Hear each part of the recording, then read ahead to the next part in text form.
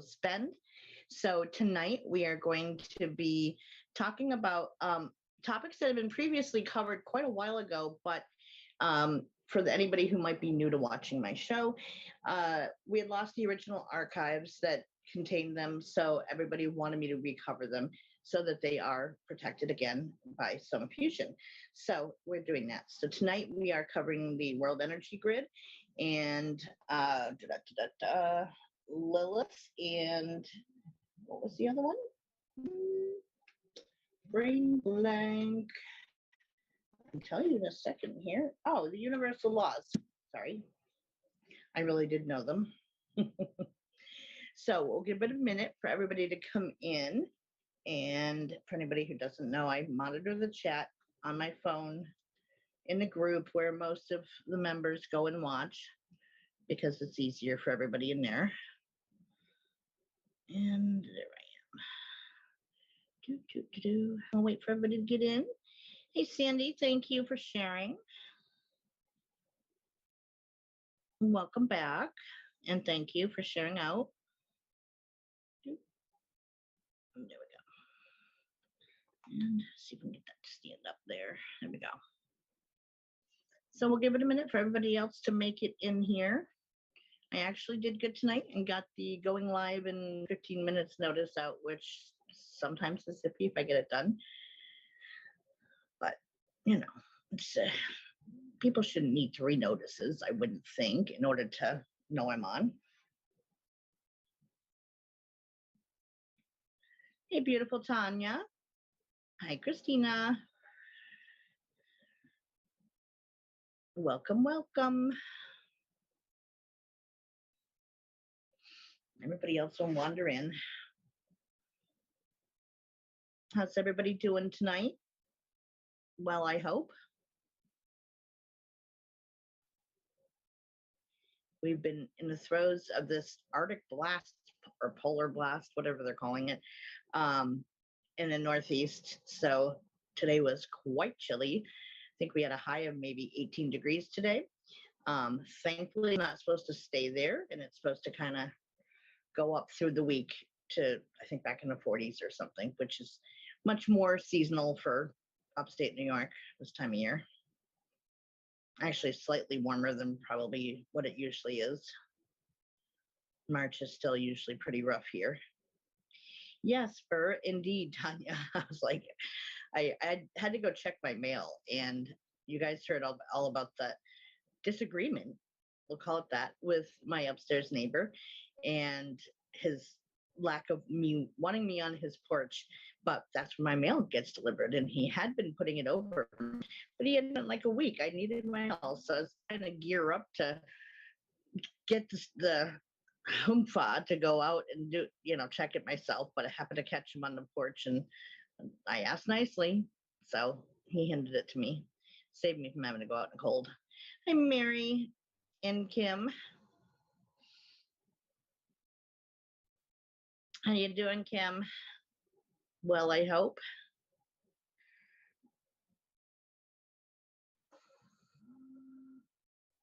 Uh-oh. I don't know why is Chris calling the book group? Decline. Sorry about that blip, guys. I'm here still. Chris was trying to call the book group. I'm not sure why. She's confused what night it is, maybe. Sandy, do you mind jumping into book group to message Chris to let her know we're in your not over in the book group? Edwin tried calling in too, and I'm like, no. Although I post in there that I'm getting ready to go live for no, so I don't know. People don't always read the messages.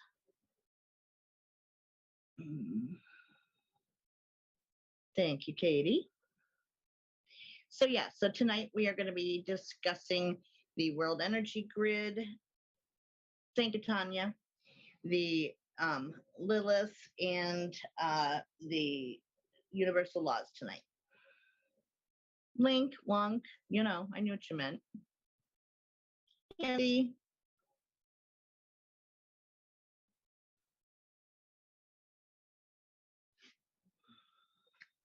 She probably just mixed up what day of the week it is my guess.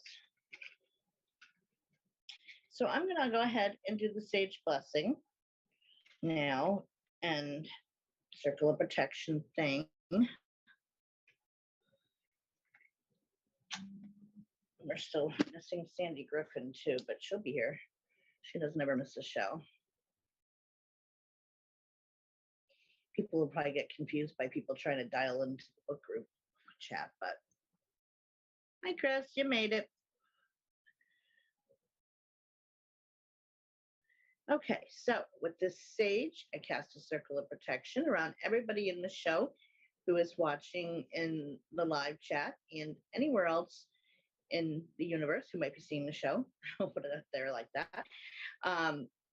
May they be protected from any ill will or harm, and may that follow them into each and every one of their private lives as well, keeping them safe from any ill will or harm there as well. So I will it, so mote it be. Sage my grumpy cat down, who has been quite grumpy today. She could use it. Give her some positive energy. Glad you made it, Chris. I was like, why is she calling book group? That's all right. You found us. That's what matters.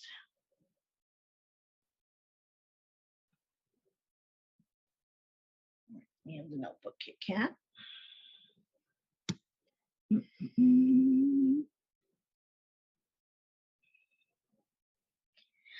All right, so why don't we go ahead and get started? Any other stragglers who make it in, will make it in. Someone posted you were in book group, got me confused. Well, Edwin had tried dialing into book group like a few minutes before I came on. So I posted that, I'm getting ready to go live for the show. So no book group. Yeah, so I didn't know what he was doing. You are very welcome, Mary. So yeah, I don't know. I mean, he doesn't typically come to this show anyways, for whatever reason. So I don't know why he was trying to dial in. But, and it's not a Wednesday or a Thursday. So I can't say he just got confused on that. But he wasn't even, he probably may not even meant to call in, to be honest, knowing him. Might have been an accidental thing because he didn't try again. So I will not worry about it.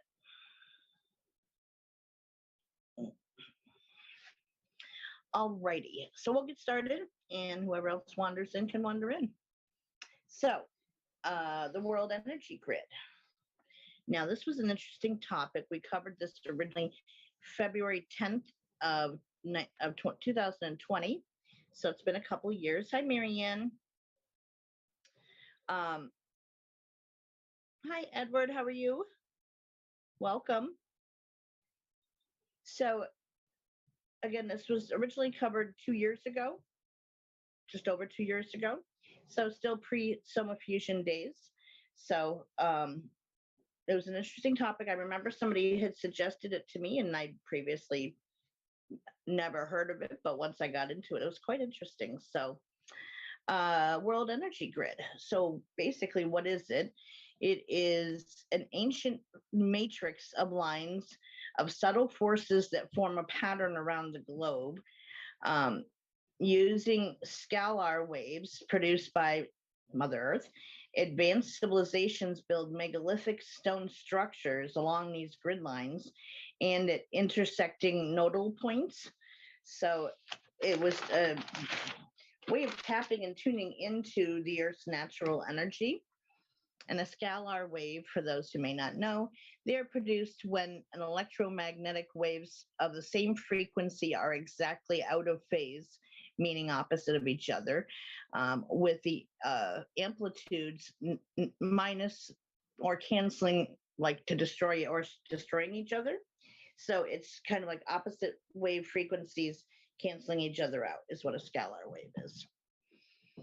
And a nodal point is the point at which the optical axis of the eye connects which object images in the visual point. So like what your eye can see and when it connects to the point of is a nodal point. The idea of the Earth as the geometrical shape goes back at least to the Pythagorean school of thought in ancient Greece. Okay, Chris, hopefully it fixes itself for you. Plato wrote that the Earth, when viewed from above, would resemble a ball sewn from 12 different skins. And in his diagram, it kind of looked like a soccer ball, I guess would be the best thing to equate it to.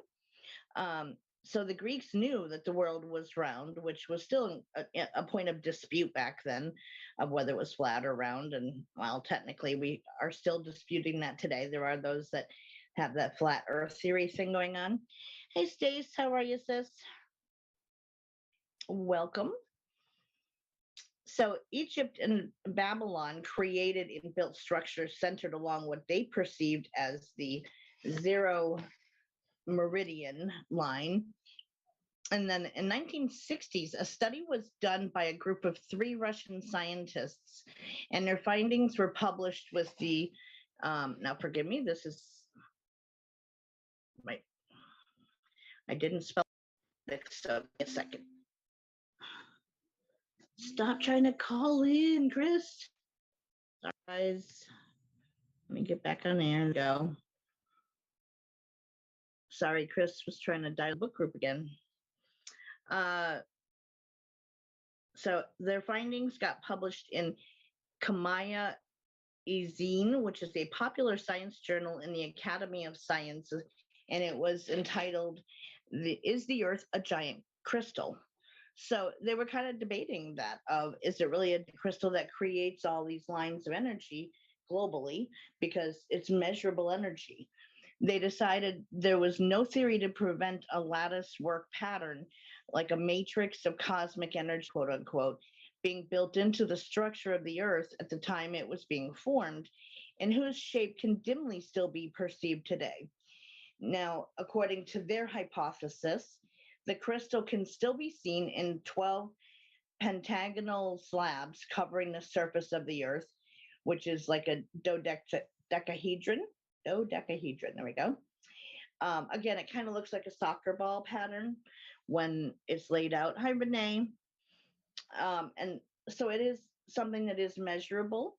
And again, it's something that's valid and does actually exist. So the entire structure, they claim, can be seen in its influence in the sightings of ancient civilizations and structures, because the ancients seem to know about it and build things on it that would serve as drawing in energy that could be harnessed and used for various things. Some even speculate that they were capable of producing a form of electricity that way.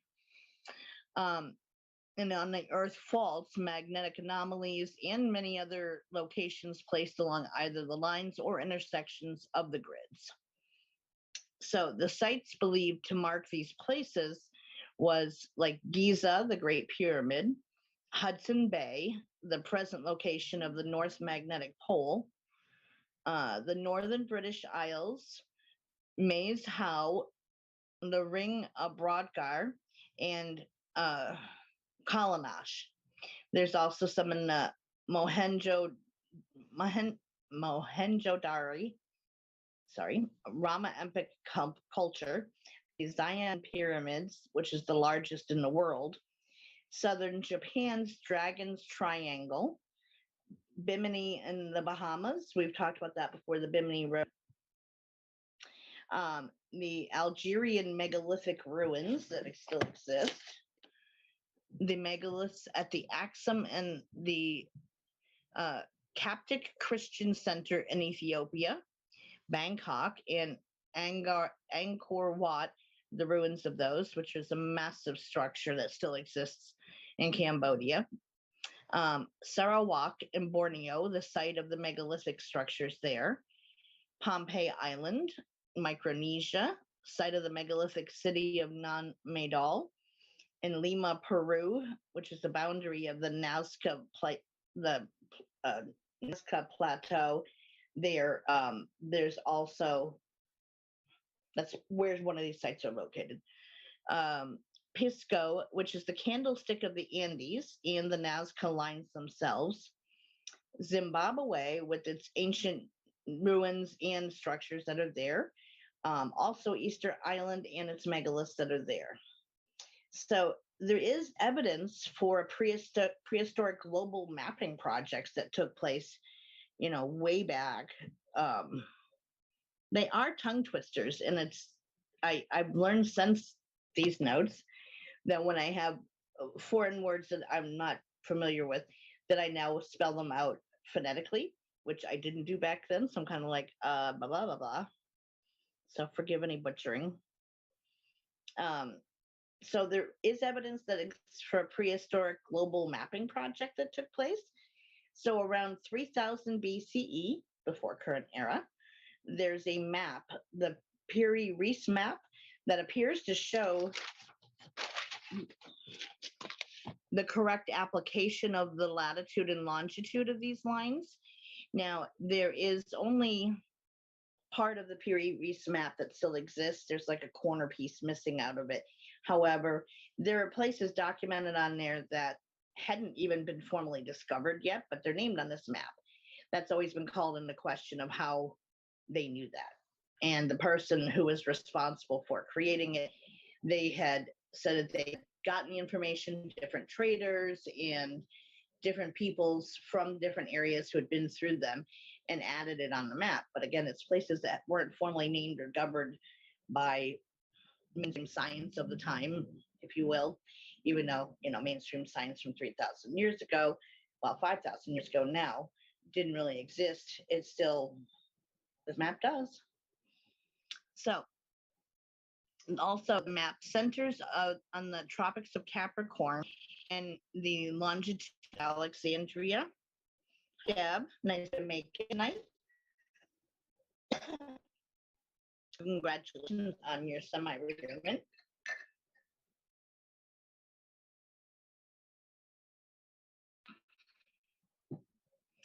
So, the fact that the map centers on the Tropics of Capricorn and the longitude of Alexandria suggests a knowledge of astronomy, geology, and astrology all at the same time, which was quite advanced, obviously, for 5,000 years ago. The Piri Reis map is actually a fragment of a larger world map, so they did have the whole thing of the world on there, but part of it, again, is missing just because it's ancient at this point, that, part of it's kind of crumbled.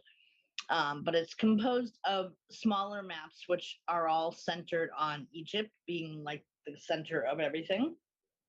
There is a controversy suggesting that Antarctica is visible on the map, which places the map's creation to no more recent than 4000 BCE, which, 1,000 years older than what was originally thought, as established by core sampling from the Ross Sea, which showed that the continent was obscured with snow and ice after that date. So it's like it would have had to have been free of snow and ice for them to navigate it and discover it, to be through there. So technically the map could be up to 6,000 plus years old. So only left third of the map, like the left third side of the map now remains, but it does clearly show Egypt at the center of it. So then we're going to go into ley lines. And this term was coined in 1929 by Alfred Watkins. And those are defined as hypothetical alignments of a number of places of geographical interest, such as ancient monuments and megaliths. Alfred Watkins originally referred to them as old straight tracks or archaic tracks. He wrote a book called The Old Straight Track, which first brought ley lines to the attention of the public. So what is the purpose of ley lines? So there's several different theories on this that exist. There's evidence of funerary sites that were involved in several important different locations. These were known as, quote, death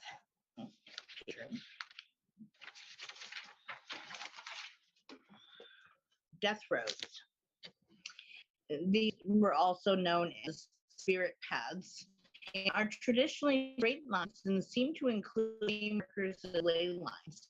And some of these practices are still actually carried out today. So, in other words, when somebody from an area would die, they walk this track of ground, if you will, in order to bear, what have you, in whatever the individual practice. So another practice in the 20th century was mourners to carry pebbles, and when they passed certain spots, they'd throw their pebbles onto a pile left by previous mourners that created a pile of pebbles there already. So they kind of add their own. Um, Fairy paths are also associated with ley lines, which are still quite popular at ancient sites in the UK and Scotland, Ireland, those types of places, and they're still quite revered by many. That you don't tread on those areas and interfere at all with the fairy goings on in that area.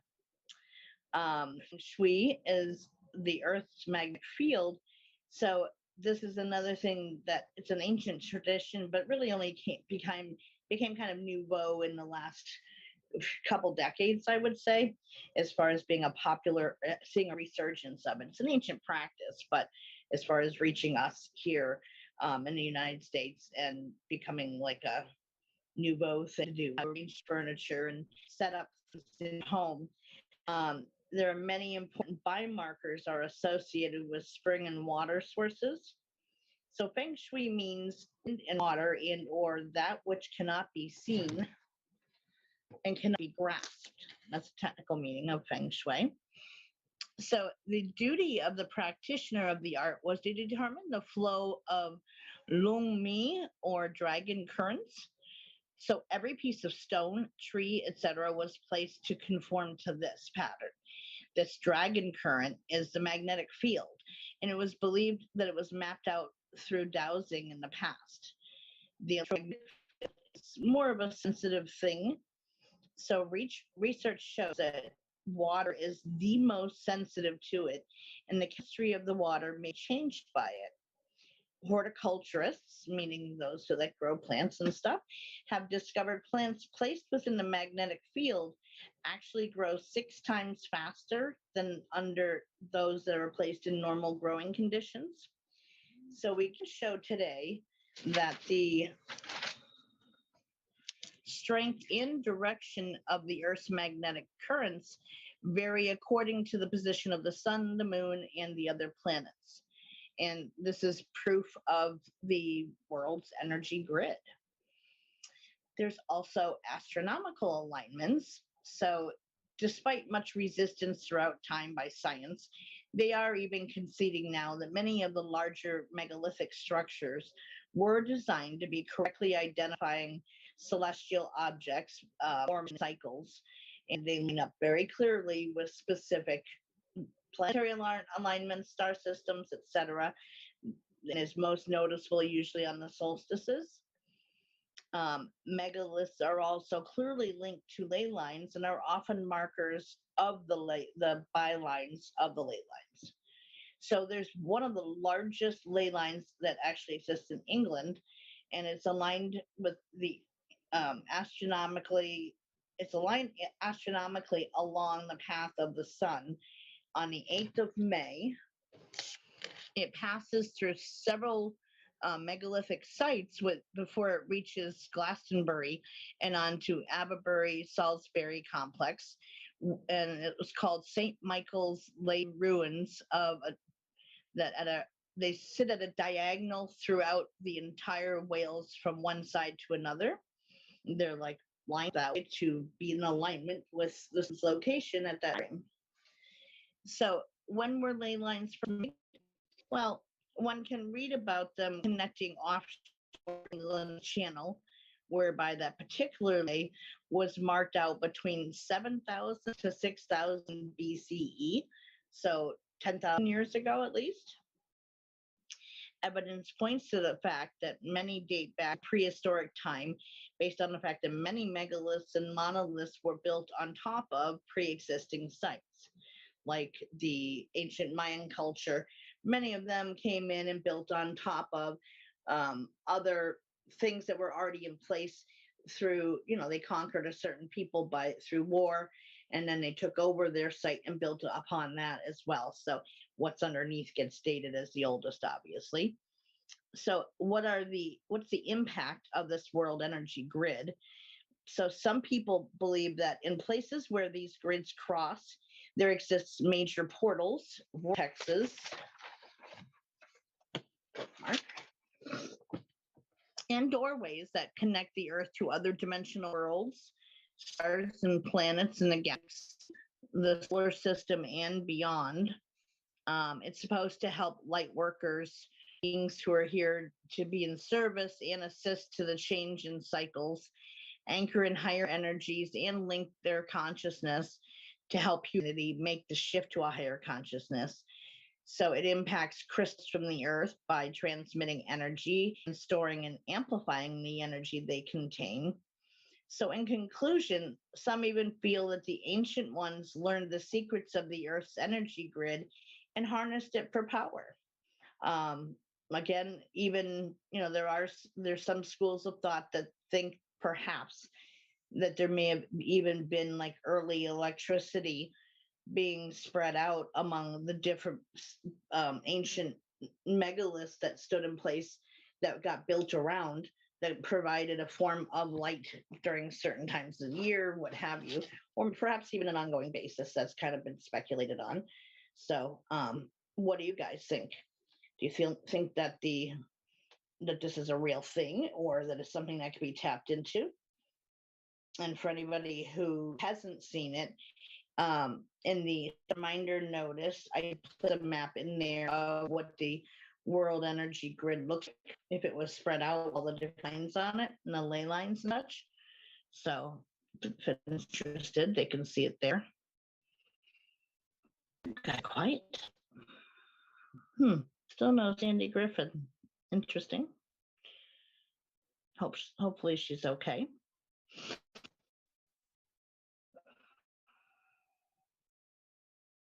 No comments about it? Okay. Well, then we can transition into the universal laws next. This was originally covered February 17th of 2020. Everyone's just quiet. Yeah, okay. So what are the universal laws? Ley lines are very real and affect many things. They are, actually. There are even places that defy gravity with them. I'm trying to think of where the one location is. I'd seen a video of it, possibly near Sedona, Arizona. There was one that it's like a place you can go and visit, but they have like a broom and stuff that, it's just when you try to stand it up straight, it stays standing, but it tips at an angle. And many people report when they stand in certain areas of it, their energy feels affected and impacted by it, like it's just swirling around, and makes them very dizzy to those who are sensitive to electromagnetic energy, disorienting them, or changing the feel of time in a place. So it is, measurable stuff. So, hey, Chris, welcome. Thank you, Mary. Yeah, I'm just hoping she's okay. I mean, if she chooses not to go, then that's it, or come to the show, that's okay, but she just never does miss it. Yep, we have Gravity Road. Yep. Seems like when I was a kid in a house like that. Yeah, I could be wrong on the location of that place. I just remember seeing some YouTube video on where they were like highlighting this place that you can visit, and the car can roll up the hill. Wow. And they were demonstrating the different spots to go stand in, and like what happens to the person and objects that are placed in those fields, that they don't stand up straight. Oh, Chris, I'm sorry. You need to get a new phone, sweetheart. So it is measurable stuff, the lines and the earth energy grid. So All right, so universal laws, the place that was your they are energy points. I just was saying before you came in, Sandy, that was hoping everything is okay because you don't ever miss a show, and it's okay if you chose not to come, but you never do. So I was worried about you. That's all. So yes, they are definitely energy lines and energy points that could be tapped into. Yeah, that doesn't help either, Chris. Hi, Tanya. Excuse me. So they are real and measurable, and even science can't deny that. So, Oh, many people care about you, Sandy. You know that you've got your tribe with us, and we always care. So even if nobody in your circle does, you got us. And you can't get rid of that easy. So there you go.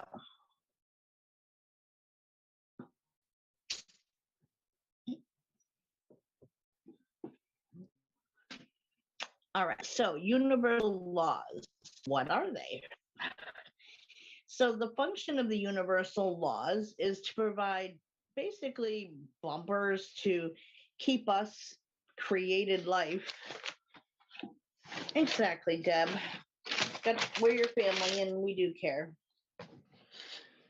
So it keeps like us life forms from going off track and to keep us moving toward the creator. And it promotes enlightenment, which fulfills the purpose of life. So it's said to bring God's children, quote unquote, to their destination with absolute knowledge of their identity as God and a natural law, if you would. It's also of import is the divine mother energy. So God is the source of the universal laws, but he creates, preserves, and transforms it through his identity of the divine mother. We are family, absolutely. So when people say God is everywhere, it means literally everything is an extension of that original force, an expression of the aspect of the all. It creates by extending itself, ensuring that all creation is in the image and likeness of itself, which is the God power, quote unquote.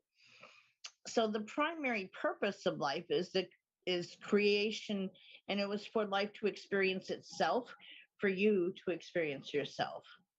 So it's said that these laws are also what's followed on the other side of the veil by energy soul beings that they have to go by, and they inherently know that, but also that the religious leaders, I guess you would say, of all main religions that have come through, have promoted these and taught these to the existing populations they appeared to try to remind us that like what we already knew on the other side, but kind of forgot in translation in coming into the newest incarnation, that they lost that. So the laws were built to glue the system together through all different translations and ensuring that knowing, experiencing, being a system of evolution, growth, and learning works perfectly with predicting results so that all of its children of all forms may get to grow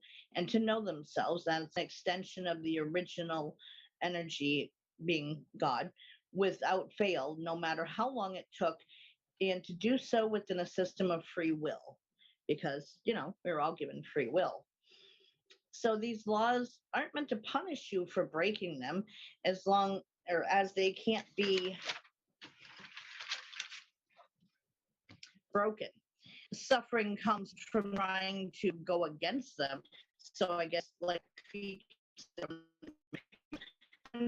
them and you're not living your life that way, well, your life could suck more because you're not adherent to them, basically. And many of you, once I start reviewing them, will find that you are lined up with them already in your general lives and they make sense. I know that they did the first time I read through them Once I thought about it, I was like, well, yeah, I kind of already do that. Or, yep, nope, that makes sense. And that's kind of how I already live my life. So many of you, I think, will find the same thing. Hey, Miss Karen, and listen to song a lot. What song, Marianne?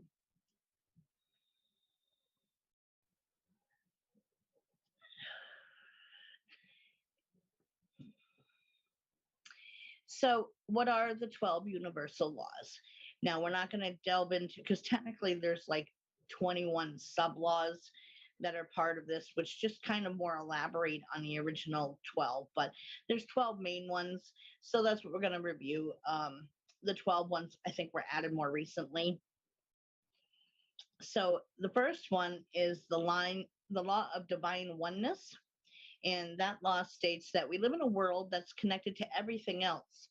Everything we do, think, say, or believe affects others and the universe around us. Oh, we are family. Gotcha. Okay. It's kind of like what song it she listens to. So the law of divine oneness is that everything is connected. Every living thing, every living organism, from the smallest blade of grass up to, you know, the highest order of beings, are all interconnected. And what affects one will affect everything else. Number two is the law of vibration. And everything within the universe moves, vibrates, travels, etc., in a circular pattern. Looking for the loopholes. You always are, Karen. We know that about you. How's that working so far?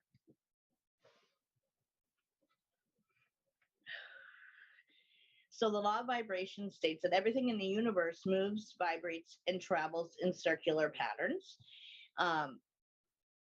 You guys are funny. The same principle in the physical world applies to your thoughts, your beliefs, and wills in the etheric world. So basically, these ideas are also covered in how we live energetically as soul beings, too. Yes, you can. It's the same ones I always wear, Deb. Um, this is Nuamite, and it's got the chakra stones in it, and it was specially blessed for me. And this one is my Wise Woman Pentacle Upgrade Tree of Life. When I kind of achieved Wise Woman status, that was gifted to me. So, yep, I always wear those two. The Nuamite one is for protection and grounding, and this is just who and what I am. So, yes, Chris, because the woods are very grounding and recharged, and our energy is connected to every living thing, and hence why it is recharging and grounding to us.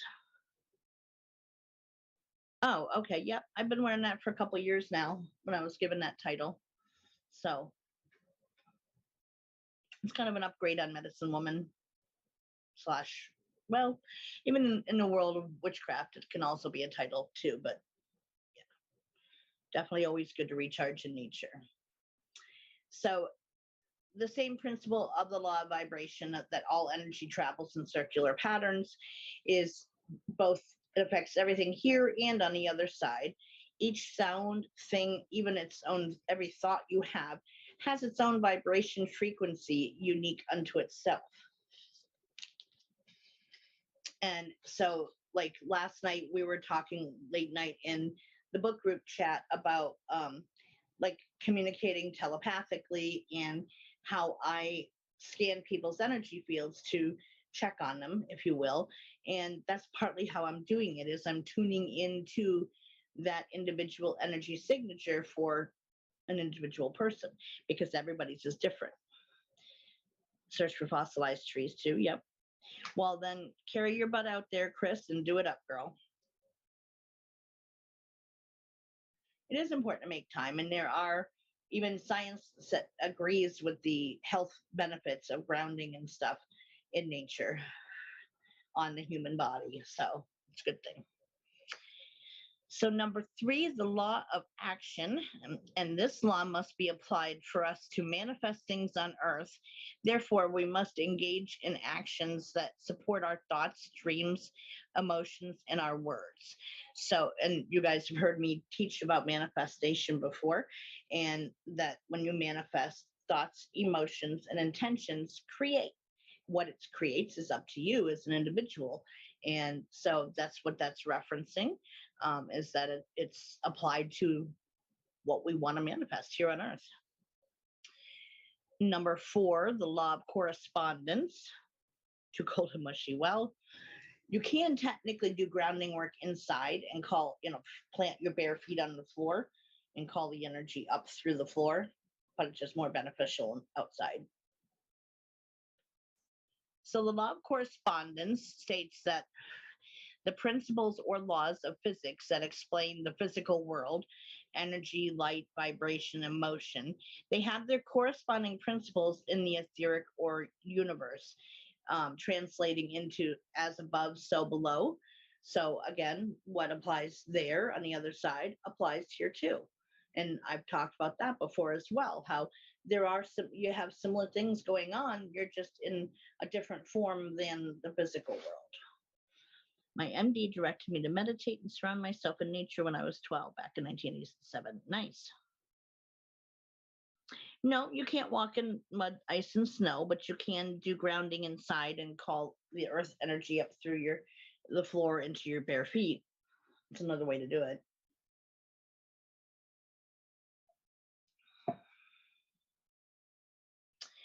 So, number five is the law of cause and effect.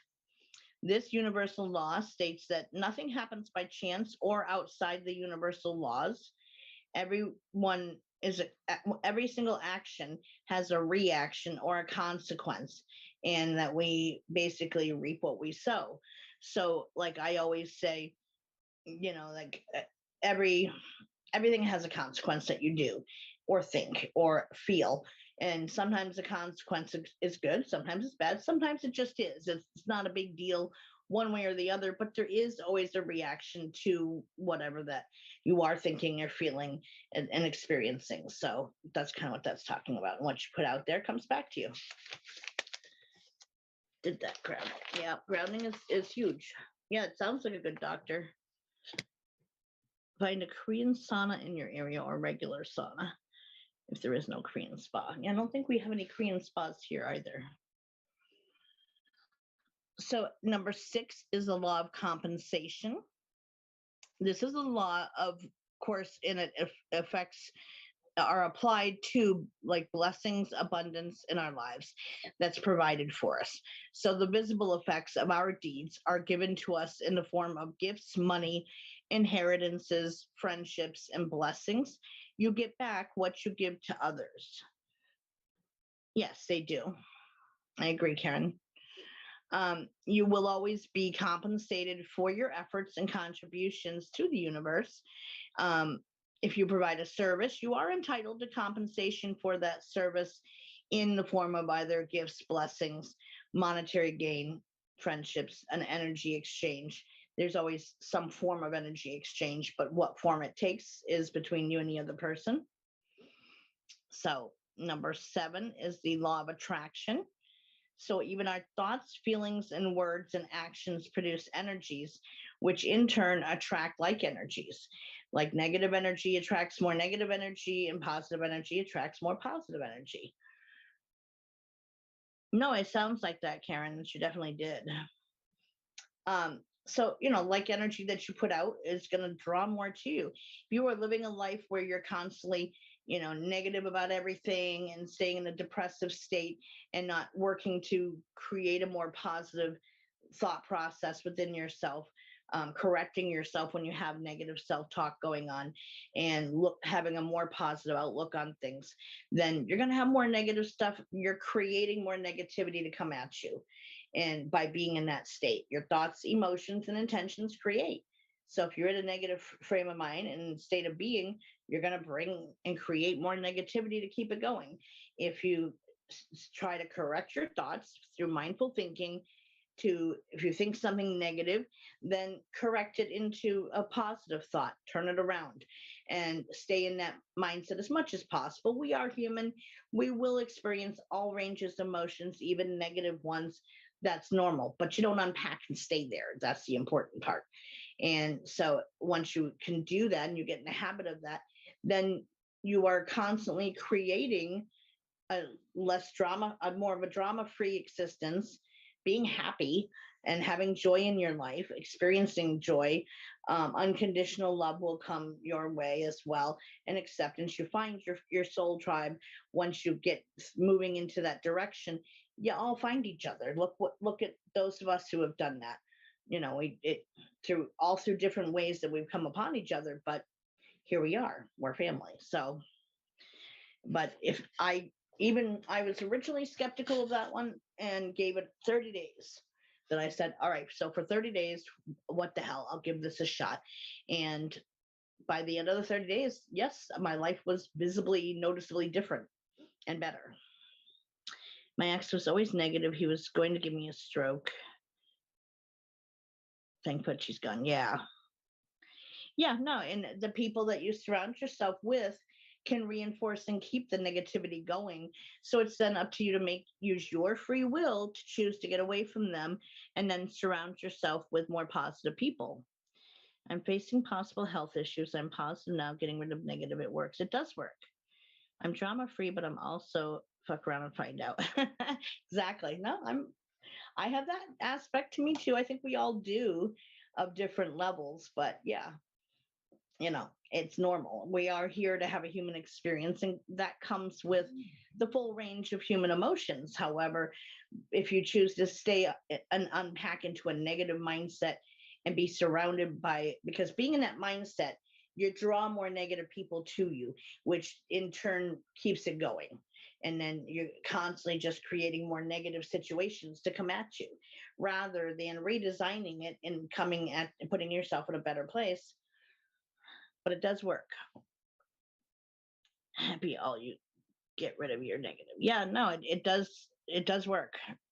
I mean, I'm a positive realist, so if I didn't think it worked, I would say, yeah, nah, don't worry about this one. But I can honestly say I've tried it myself, and yes, I'm content with my life. I'm happy. I'm surrounded by unconditional, loving people who have replaced my biological family and become my family that I'm choosing. And that's a much more powerful bond to me. Yep. Everybody always has that choice. And some people say, well, I can't, it's family, or I can't because of this situation. No, you can. You still have that choice. You may not like the choices that are before you at that moment. And sometimes you have to endure that to get to a better place. It's like if you think of it like a stepping stone, then it's a temporary situation that it may get more unpleasant initially on its way to getting better. But yes, nobody has to choose to stay connected to such negative people that are full of drama, full of dysfunction, and bring that into your life. You always have that right to say, hell no, I cut that cord and I'm done with it. As for me, yay, yes. I'm in my neighbor's head. He has camera back out hiding with helmets on top. May have to put a cat toy on this bike this weekend. You're so funny, Karen. So the next law number 8, is the law of perpetual transmutation of energy. Now, this is a powerful one. All people have within them the power to change the conditions in their life, which is kind of what I just got done talking about. You can change what is coming into your reality. We are capable of creating that, and we are creator beings, and you're only limited as you think of yourself as being. Higher vibrations consume and transform lower ones. Thus, each of us can change the energies in our lives by understanding the universal laws and applying these principles in such a way to affect change. Got rid of some family recently. Good for you. And so higher vibrations will always end up pushing out the more negative ones and making things a little bit more.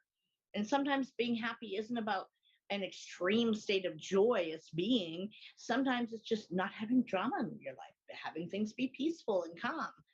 That's being happy and content with where you are. You don't have to be in like a super high state of joy all the time to be say that you're happy. And many people were never taught that.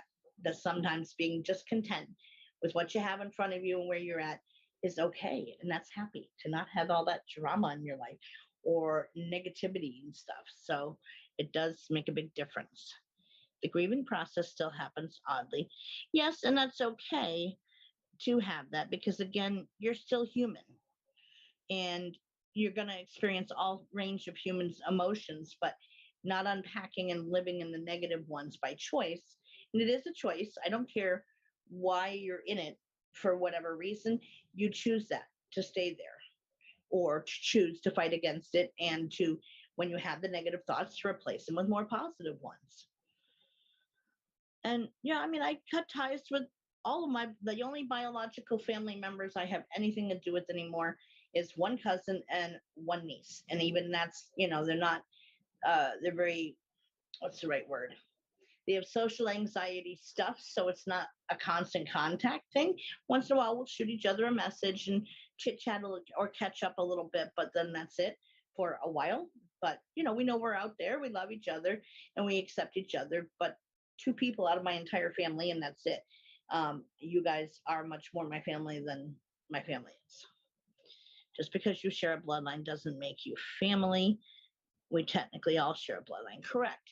And that, my biological family used to be, especially my mom, was huge on always throwing out the blood is thicker than water line, which is not even the full thing. That's not the full quote. The full quote is the blood of the covenant is thicker than the waters of the womb, which means that, the covenant being this stuff, spirituality, your connectedness to everything else in the universe, being, creator beings from the creative energy of the universe, all that connectivity is thicker than the waters of the womb, being the bloodlines you're born into. My cousin referenced me and promised he wasn't a mole. That's why you're moving to Virginia. You refriended. Good. Yeah, so I mean, we choose who is in our life. We don't have to maintain connections to people. If we do, it's a choice. And you always do have that choice. Even if you tell yourself you don't, we all have free will in everything. Whether we like the choices that are before us in the moment or not, we still have a choice to make. So basically understanding that stuff is where it affects change and you can create a newer reality. Virginia's pretty kind of racist, but pretty. Depends on what area of Virginia you go to. Like I was in Norfolk and it wasn't bad there. I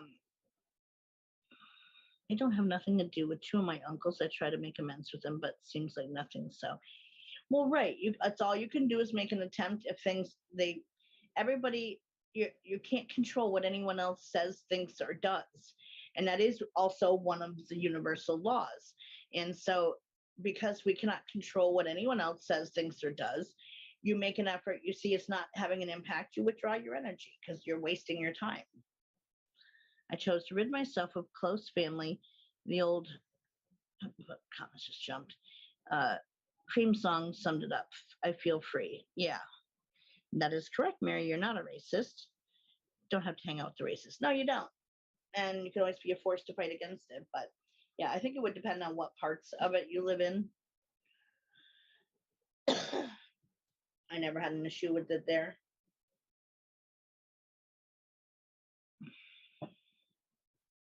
I closed the door to 100 plus family members. My brother really talked all the time about me. But that's just it. You have that choice to choose to accept that in your life or not.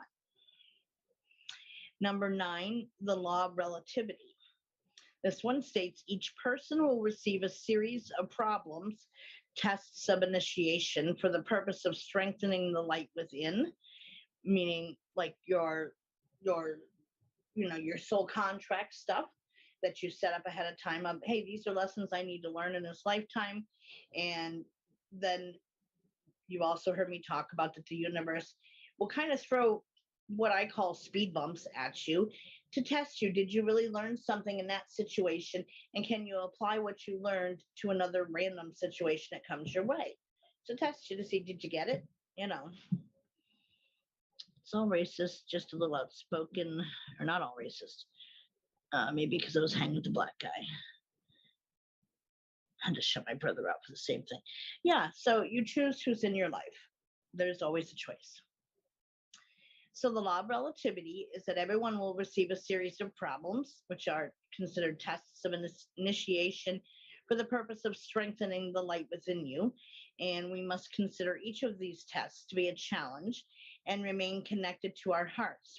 And within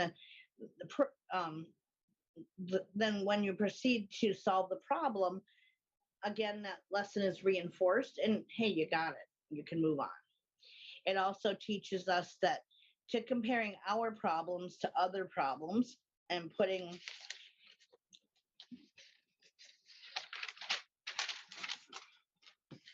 everything into its proper perspective. No matter how bad we perceive our situation of being, there's always someone else out there who has it worse. It's all relative. And I often remind myself, it's not a competition of who has it the worst out of everybody or otherwise, or keep up with the Joneses type of thing. It's everything is relative to your individual situation. The next is number 10, the law of polarity. In the Marion area, the mountains near the border of Tennessee. Yeah, I hear that's nice there. We weren't even a couple, but started pretending when the outspoken racism began.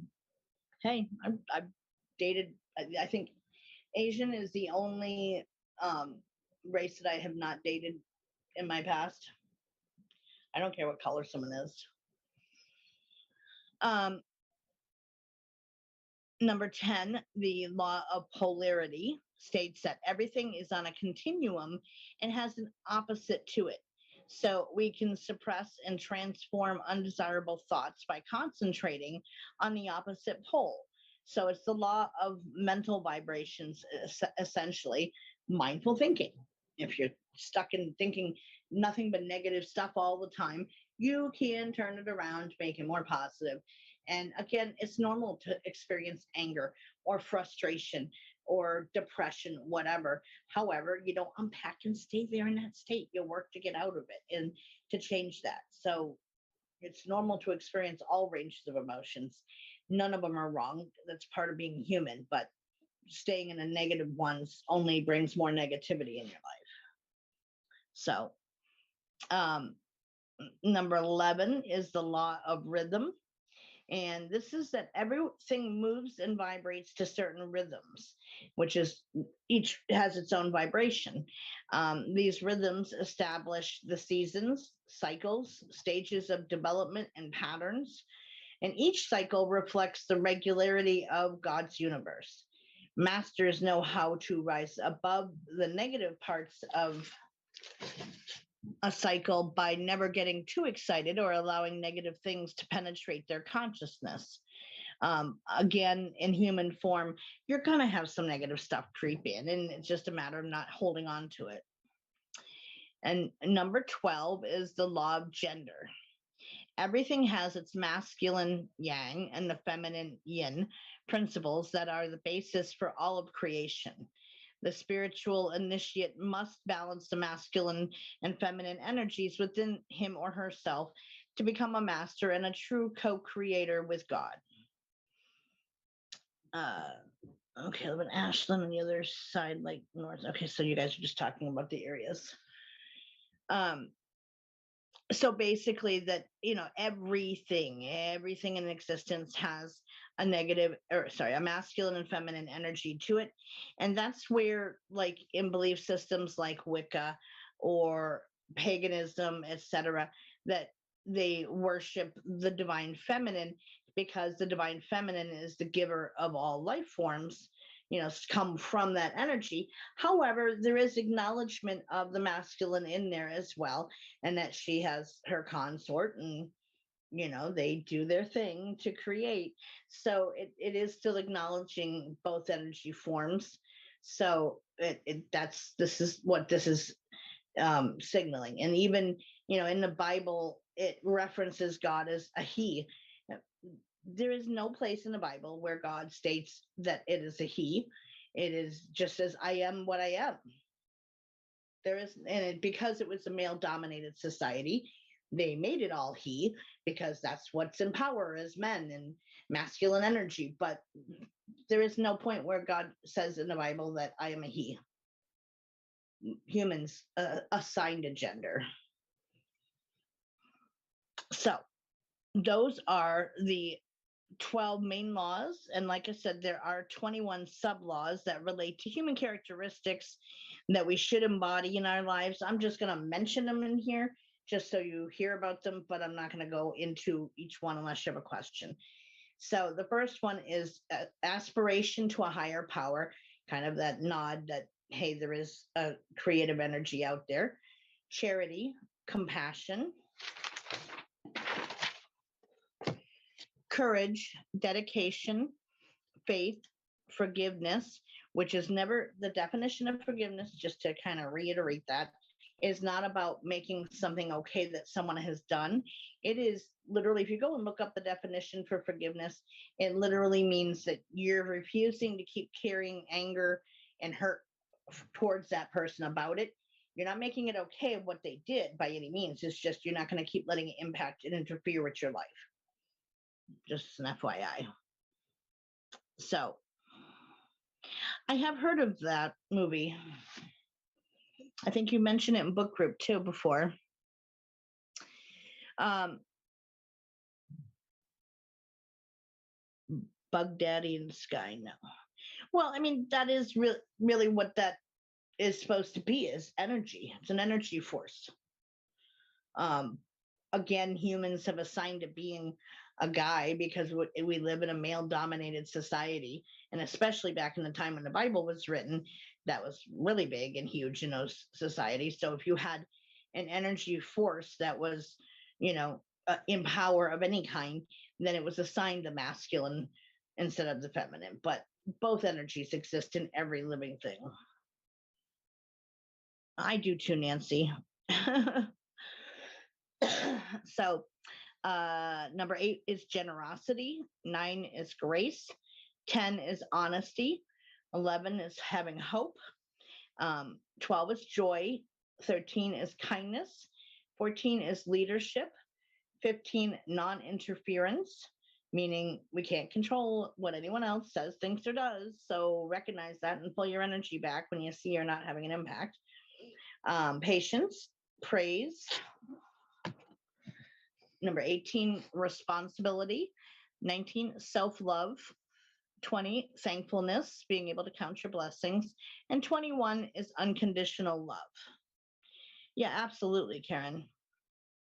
By learning to master the universal laws and the sub-laws, we can have better control of our lives and manifest the change in our lives that we desire, we want to have.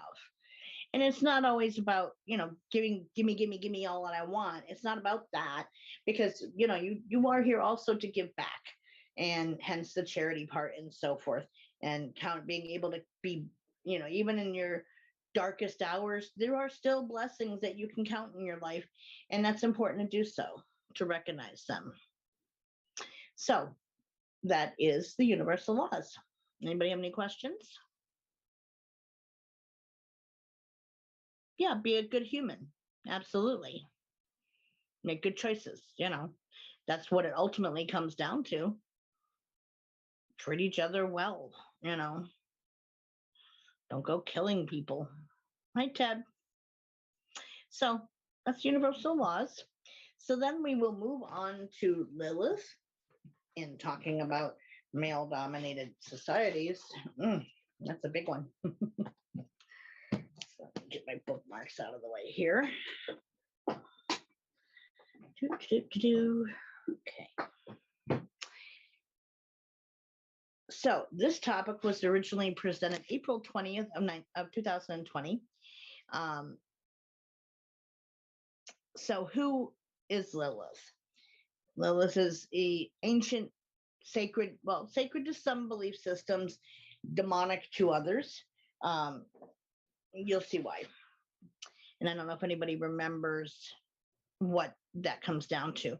Well, you can also write them down. And again, if you find that you are already living your life with those things, then you don't have to have them absolutely memorized, Chris.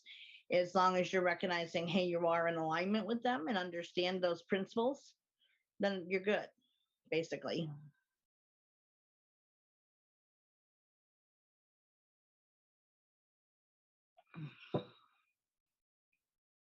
Like, it does ultimately come down to be the best person you can be. Don't be a piece of shit and hurting others and going and harming other people and living, your worst life possible. So, who is Lilith? Lilith derives from the Jewish mythology and was developed with the Babylonian Talmud in the 3rd through 5th century BCE. Well, you still, everybody gets a base level of respect. Even if you don't like someone, that's okay. You don't have to like them, but you're still going to treat them respectfully or courteously, is how I try to do it. People I don't like, they know I don't like them, but, I'm basically nice to them or polite.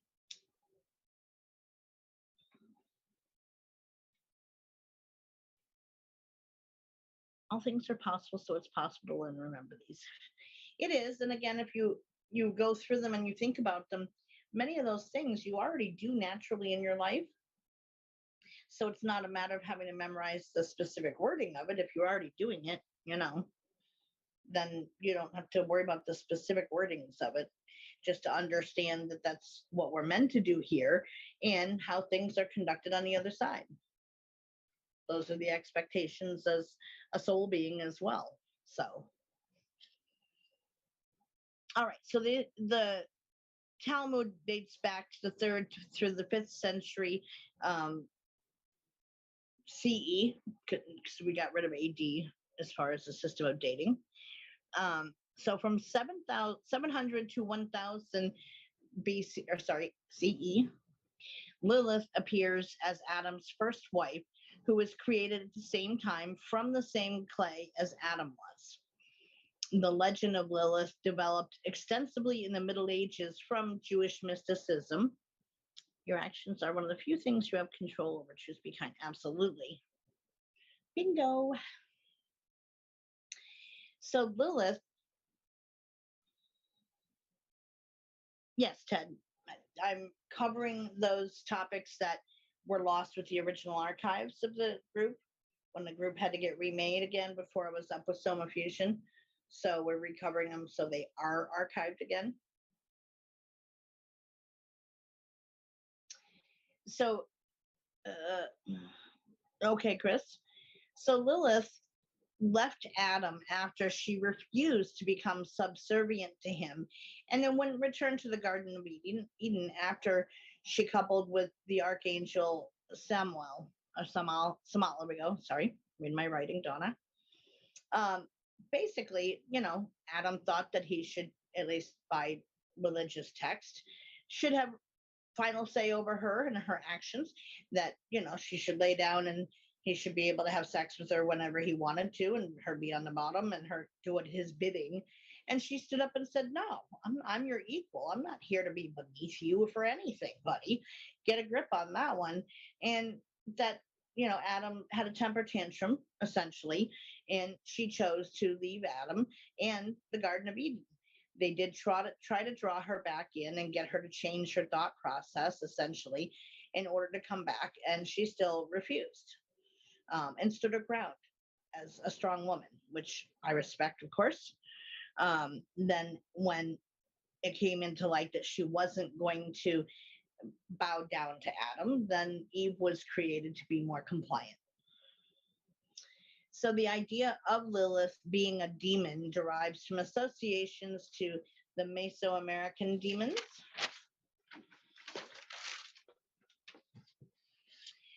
In Hebrew language texts, the term Lilith or Lilith translates as night creatures or night monsters, night hag, or screech owl even. Exactly. This first occurs as in a list of animals in Isaiah 34:14. Now, interpreters of the text often envision Lilith as a dangerous demon of the night who is sexually wanton and steals babies in the darkness. Because she stood up against a man and stood her ground and was not complacent, then she got labeled as a demon, essentially. And inscriptions on there's been bowls and amulets dating back to the 6th century onward that identify Lilith as a female demon and provide the first visual depiction of her as well as being demonic. Um, Again, male dominated society labeling her in essence. And that's also why even when Eve stood her ground and listened to the snakes in that origin story, that's where women got cursed as being subservient beings, which is where it's been more of a male dominated world all this time, because Christianity and and Judaism are the top 2 religions in the world. Um, and so those are the main belief systems people go by, which places women as second class citizens. Now, yes, of course, that has changed significantly in the last couple of 100 years. However, it still has a ways to go. So, in the Hebrew Bible, the word Lilith or Lilith only appears one time. Other cultures have depicted her as different kinds of monsters, and scholars and translators have combined a complete list of 8 different creatures as a whole. So, quoting from Isaiah 34:12, her nobles shall be no more, nor shall kings be proclaimed there. All her princes are gone. Her castles shall be overgrown with thorns, her fortresses with thistles and briars. She shall become an abode for jackals and a haunt for ostriches. Wildcats shall meet with desert beasts. Satyrs shall call to one another. There shall Lilith repose and find for herself a place to rest. There the hoot owl shall rest and lay eggs to hatch them out and gather them in her shadow. There shall the kites assemble, none shall be missing its mate. Look into the book of the Lord and read. No one of these shall be lacking, for the mouth of the Lord has ordered it, and his spirit shall gather them there. Sorry. Yeah, pretty much. It is he who casts the lot for them, and with his hands he marks them off their share of her. They shall possess her forever and dwell there from generation to generation. So that is in like the Jewish text and the translated into the Bible for the book of Isaiah, essentially cursing her. Then we have the Dead Sea Scrolls, and once those were found, these reference Lilith as, quote, and I, the instructor, proclaim his glorious splendor so as to frighten and to terrify all the spirits of the destroying angels, spirits of the bastards, a child born out of wedlock.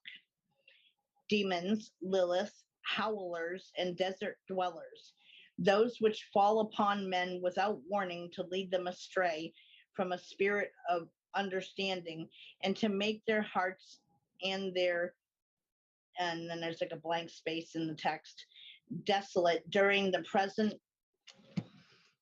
dominion of wickedness and predetermined time of humiliations for the sons of light by the guilt of the ages, those smitten by iniquity, not for eternal destruction, but for an era of humiliation for transgression. So, in other words, like anybody who follows Lilith will be punished for carousing with her. And on the incantation bowls that got discovered, there's 80 surviving incantation bowls that feature protective spells from the Sassanid Empire in Babylon, which was the 4th through the 6th centuries of the current era, with influence from the Iranian culture as well. These bowls were buried upside down below the structure of the house, or like the land of the house, in order to keep a demon or demoness to trap them. The center of the inside of the bowl depicts Lilith, surrounded by writing in a spiral form, starting at the center and working its way outward to the edge in a circle on a bowl. The correct incantation that's inscribed on the bowl would ward Lilith off. So Lilith originally supposedly had the power to transform into a woman physically, seduce a woman's husband, and conceive a child, so that she would go around kind of like a succubus and, impregnate herself by raping men. Lilith would become hateful, born to the husband and wife, and then seek to kill them. She could also transform into the husband to seduce the wife, and she would give birth to Lilith's child. It would become evident that it wasn't the husband's child, and the child would be looked down upon, and Lilith would seek revenge by killing their natural children. The features of the bowls show Lilith with arms and legs chained, showing control over the family and over the demons. She's shown in a frontal position with large eyes and hands in all of the depictions on these bowls. So the idea that Adam and Lilith had been made at the same time is in Genesis. So Genesis 1:27 in the Bible states, "So God created man in his own image. In the image of God created he him, male and female created he them." Lilith stated that since she and Adam were created at the same time, that made them equals, and she refused to submit to him. This came from a dual creation accounts in the Bible, just in different parts of Genesis. It is in book 2, passage 22. It said that he made Eve, and in that account, Lilith was fighting with Adam. Quote, "After God created Adam, who was alone, he said, 'It is not good for man to be alone.' He then created a woman for Adam from the earth as he had created Adam himself, and called her Lilith. Adam and Lilith immediately began to fight. She said, quote, 'I will not lie below.' And he said, 'I will not lie beneath you, but only on top. For you are fit only to be in the bottom position, while I am the superior one.' Lilith responded, quote, 'We are equal to each other inasmuch as we were both created from the earth.' But they would not listen to each other. When Lilith saw this, she pronounced in the ineffable name, the non-understandable name of God, and flew away into the air. Adam stood in prayer before his creator, sovereign of the universe. 'The woman you gave me has run away,' he said. At once the Holy One sent 3 angels, Sansonoi and Samangel to bring her back. They said the Holy One to Adam, quote, 'If she agrees to come back, what is made is food. If not, she must permit 100 of her children to die every day.' The angels left God and pursued Lilith, whom they overtook in the midst of the sea. In the mighty waters, the Egyptians were destined to drown. They told her God's word, but she didn't wish to return. 'Leave me,' she said. 'I was created to only cause sickness to infants. If the infant is male, I have dominion over him for 8 days after his birth, and if female, then for 20 days. When the angels heard Lilith's words, they insisted she go back to the Garden of Eden, but she swore to them by the name of the living and eternal God. 'Whenever I see you,' quote unquote, 'or your names or forms in an amulet, I will have no power over that infant.' She agreed also that 100 of her children to die every day. Accordingly, every day 100 demons perish, and for the same reason, we write the name of the angels on amulets for young children. When Lilith sees their names, she remembers her oath and the child recovers.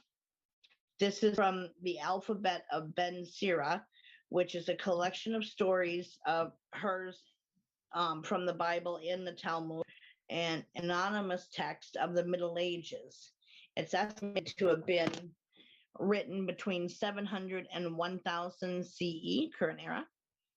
Its texts have been translated into Latin, Yiddish, Judeo, Spanish, French, and German. So there's two characteristics seen in these legends about Lilith.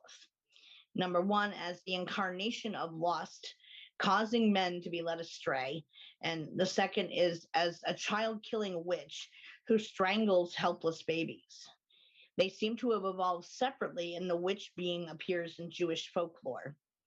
Lilith is even seen by some as the origin of the term lullaby, which derives from Lilith Abi, which is Hebrew for Lilith be gone. To guard against Lilith, Jewish mothers would hang 4 amulets on a nursery walls with Lilith Abe, and then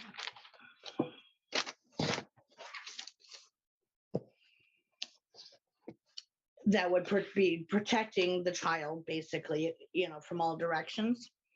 And Lilith in popular culture, well, it depends if you believe that version of the legend as well, because again, it was written in a male-dominated society that saw women as subservient. So a woman who doesn't take that role on and disagrees even with God with doing so, then she must be a demon. So let's paint her as that, because she wouldn't basically agree to lay underneath Adam and let him have his way with raping her as he wanted. Because of that, she got demonized. So in books, Lilith in 1895 was a novel by George MacDonald, and this was a Christian allegory, which was an influence on both C.S. Lewis and J.R.R. Tolkien. And has more of a positive view of Lilith, actually.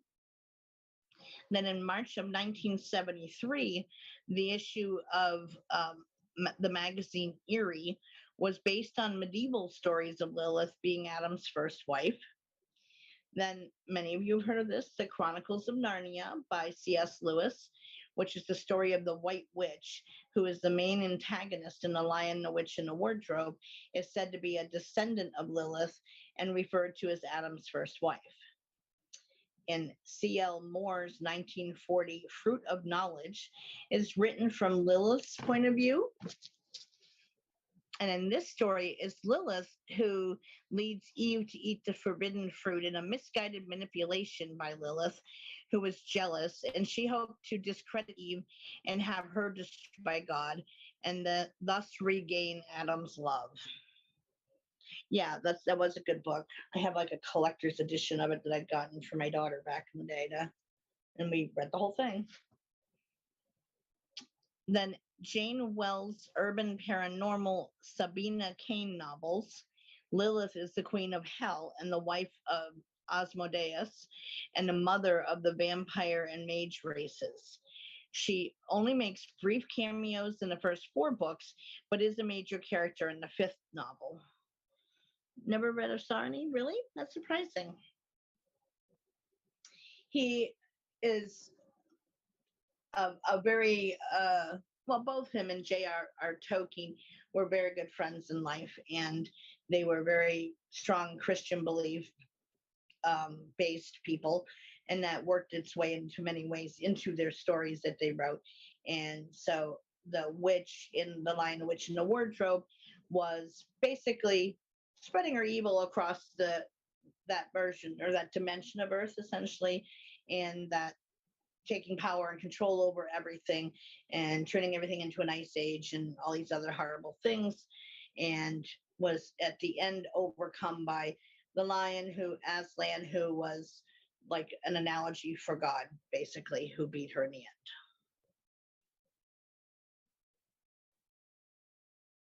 Okay, welcome back, Karen. So then there's TVs and movies that Lilith makes an appearance in as well. Some of our people know the show Supernatural, and Lilith appears as a white eyed and very powerful demon and appears in season 3 and 4 of that show. And when she gets killed, Lucifer is unleashed from his cage. There was a horror movie called 30 Days of Night, Dark Days, which was a vampire movie. Not a great one, but it was a vampire movie. And it had a vampire named Lilith. Then in the HBO show True Blood, Lilith is known as the very first vampire. And interestingly, God made Adam and Eve to sustain her in that line of story. She was the main antagonist in season 5 and is then killed in season 6. Oh, are they really? Interesting. Then in the show Once Upon a Time, Lilith is the daughter of Maleficent, the big bad meanie. Lilith crops up even in anime and games. And the modern outlook on Lilith is that despite being known as a baby snatching sex demon, contemporary feminists and religious scholars insist that there's more to the story. Quote, even if we accept Lilith's vengeful activities, we can regard them as having originated in self-defense against male domination and as a consequence of having to fight alone, end quote. And that was by Aviva Cantor Zukov, who is a Jewish feminist and activist.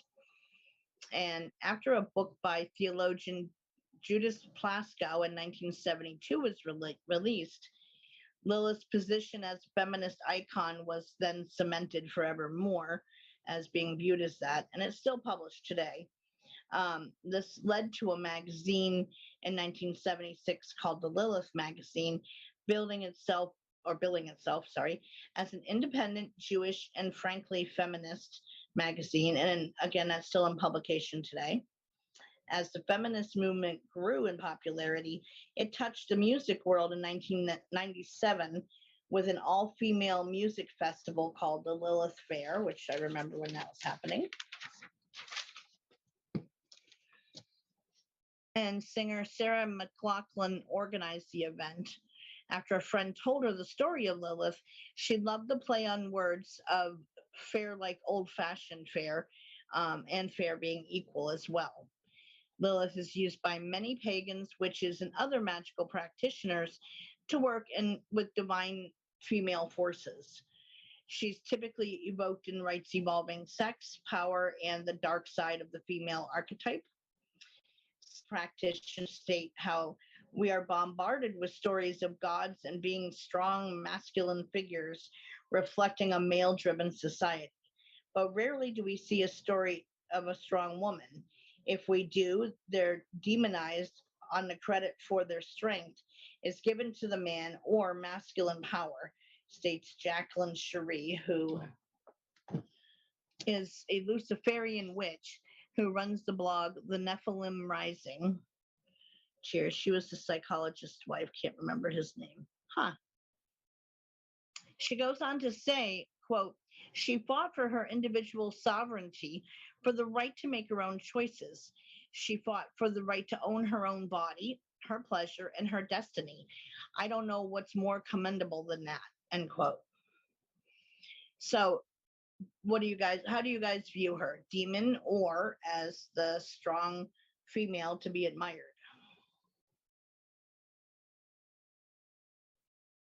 Oh, Frasier. Yep. Lilith.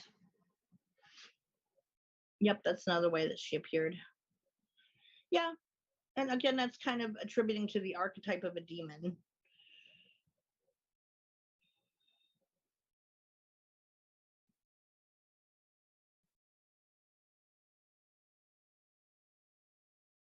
I mean, and maybe probably because of my belief system, I see her as a strong woman, who stood up against male power, if you will, to say, no, we're equal and I'm not going to bow down to you. Who are you kidding? strong female who got demonized badass. Absolutely, absolutely. But in most of the artwork, even in, when I was trying to find a picture to use for the show reminder notice, every picture I came across only showed her in the demon form, which I don't resonate with that. So the one I chose was actually a work of art from an ancient site that depicted her in at least a semi-feminine form that was not demonic in nature. So that was what that was from. And I believe I left the blurb underneath the photo of what, the date of it was and stuff. But yeah, just a woman that knows what she wants. Absolutely. And is not going to be bossed around by, a male dominated society. Strong female to be admired, a strong female to be admired. Absolutely. Okay, Mary. Yeah, I think she stood up and stood her ground and stood for her rights to not be pushed around and bullied by a man. And they were created equally from the same clay of the earth, and not, where Eve was supposed to be created, but from Adam's rib. They both got made from the same dirt of the earth. So they were equal technically. Just Adam wanted to have a hoe that he could boss around as he wanted, basically. Welcome back, Mary. So that is the topic of Lilith and all of its incarnations through our history, basically. So let me see here. There are still a few topics in this notebook that haven't been covered yet. 9:30. Now I can technically cover one more tonight if you'd like. It's up to you guys. We haven't covered alien races yet, or dark moons, Göbekli Tepe, which I don't have the pictures for anymore. I'd have to get those again. Dream walking, mysteries of Utah. We did haunted dolls also, which were kind of smaller topics. So dark moons also, the greatest unsolved mysteries, which I did have a bunch of pictures for originally as well, which I don't currently still have them. Keep going. All right, so on to alien races then. So just give me a second to find it. Okay, there's Lilith.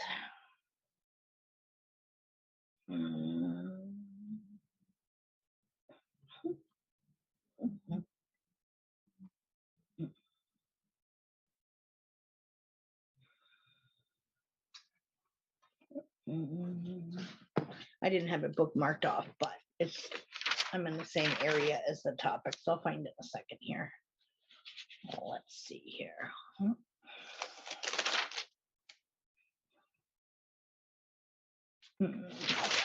Okay.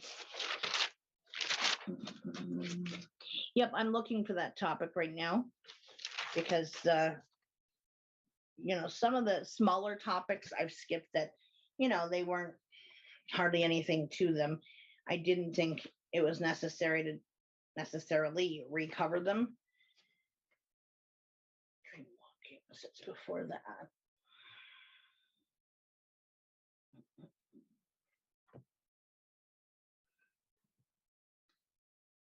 Let's go Göbekli Tepe. Dark side of the moon. Okay. Getting close. Unsolved, greatest unsolved mysteries. Hi, Leela.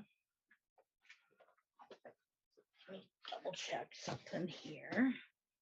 Do we know how many there are? Of what's that, Sandy? The types of aliens? Okay, so it's before the greatest unsolved mysteries. So it should be right here if we get to the beginning.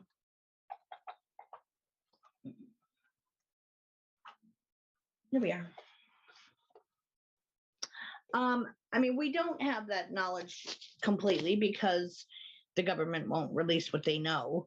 I've seen several different shows that are talking about the different kinds that are both good and bad. And there is that book that I had put the PDF into the group about at one point. That's like the Russian book that was those two gentlemen who I think we talked about in book group, where they had Okay, Mary, no worries. These two guys became good friends online, and one guy said, "Oh, you want to come to my uncle's? I got to go help this weekend, road trip time." And the other guy said, "Oh yeah, sure, let's go." And they started moving all these boxes at his uncle's house, and I guess neither one realized that the guy's uncle had been like a super high official in the Russian military, in the government, and that he had like major access to really in-depth stuff, like secret stuff. And he was then retired, but he still had all these boxes and boxes and boxes of documents, in addition to people still sending him resources. And they ended up kind of putting it together in a book form that talked about, like, had interviews with different races of aliens that were both supposed to be coerced, in addition to voluntary interviews, uh, and naming the different races that we knew about and stuff. It's I remember when I was doing research for this topic, anytime I looked up anything having to do with aliens, it all linked back to this one book. So this book is considered the go-to Bible, if you will, of ufology. So I can repost that PDF if you'd like. I ended up having to email it to myself before in order to get a copy of it sent to Chris when she had asked for it. But yeah, if you guys are interested, it is interesting, I will say. And that's where I got a lot of this from, is from that book. So Alien Races was covered February 24th of 2020. And so let's see. Over the years, thousands and thousands of reports. Yes, I can remember to post the link later. It is a PDF document. Russian something like Russian translated book of alien races or something like that it's called. But I do still have it in my email. So over the years, thousands and thousands of reports have come in regarding alien contact and who those aliens were, what they look like, where they're from, etc., as well as information reporting on how they interact and are part of the Earth history. Yes, I will absolutely post it into group or save it into like the file section or something so that it stays in there. There was an episode on YouTube with Eisenhower's great-great-granddaughter or niece. She said it was true about the Federation, etc. I'm surprised that he would have shared that information with her, but very cool.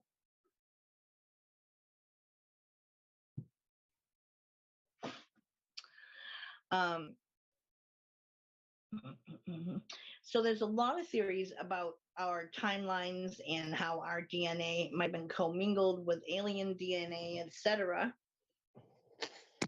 So there is supposed to be a council of 5, which originally started out as a council of 10. There were a couple people, well, not people, aliens who were basically gotten rid of because of misconduct of power, etc.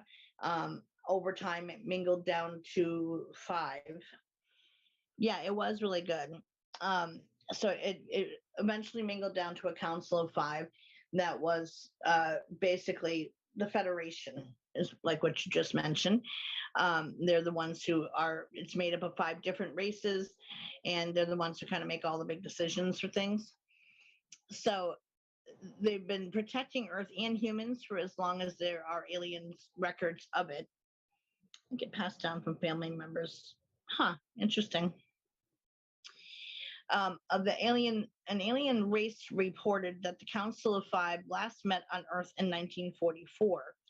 And the races involved before the Council of 5 are the Orela, Amerther, Redan, Egaro, and Ginbo.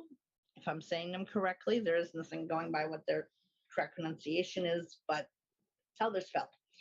Some say that there's at least 218 races of aliens that have visited the Earth in the past. That Earth is kind of a go-between of a place of interest for many other aliens, a stopping point, or just kind of a curiosity petri dish laboratory setting thing that other races may visit. Some are said to have interest in our resources. Others are, they just kind of, they know we're here, and it's kind of like a point in laugh kind of thing. Look what they're doing. And because we're so less evolved than they are, that, source of amusement to some of them. So Earth's galactic history. So here's one of the events before a school of thought intermingling with us. And that said that Homo sapiens first appeared and were unlike any of the previous other beings in our timeline of evolution. This is a fact. Homo sapien fossil evidence points to showing archaeological records first about 300,000 years ago. Scientists have never found, as of yet, any missing link between Homo sapiens and their predecessor. Like it just kind of jumps from like Neanderthals and Denisovian man, which were still kind of a cross between Homo sapiens and Neanderthals, but much more closely related to Neanderthals than us. And there's not ever been found any fossil evidence as of yet for that middle species of humans that to make the leap to us. Yeah, that they're speculating, of course, but vacation destination, basically, yeah.